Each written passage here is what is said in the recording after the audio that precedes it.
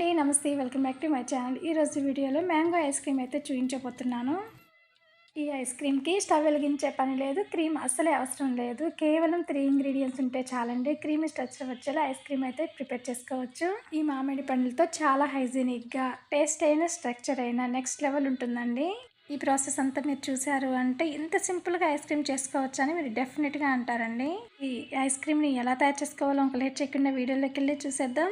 మన ఛానల్ ఎవరైనా first time చూస్తున్నట్లయితే please subscribe Soujanya Srinivas kitchen. పక్కనే ఉన్న బెల్ ఐకాన్ క్లిక్ చేయండి. వీడియో పెట్టగానే నోటిఫికేషన్ వస్తుంది.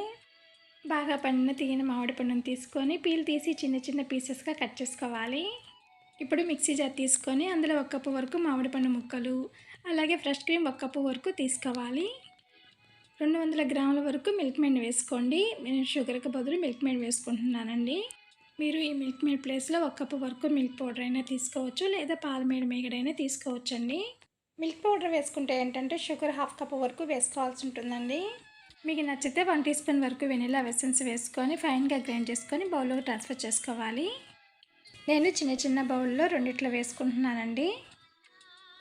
ఇప్పుడు మూత పెట్టి 8 గంటల పాటు ఫ్రిడ్జ్ చేసుకోవాలి.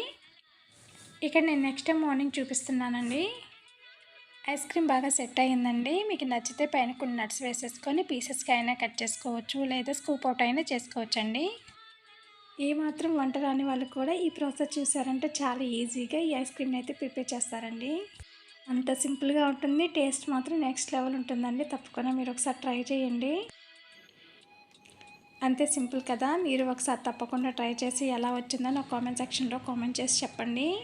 ఈ వీడియో మీకు నచ్చితే లైక్ చేయండి, షేర్ చేయండి, కామెంట్ చేయండి. మరిన్ని వీడియోస్ కోసం సౌజన్య శ్రీనివాస్ కిచెన్ని సబ్స్క్రైబ్ చేసుకోండి. Thank you for watching.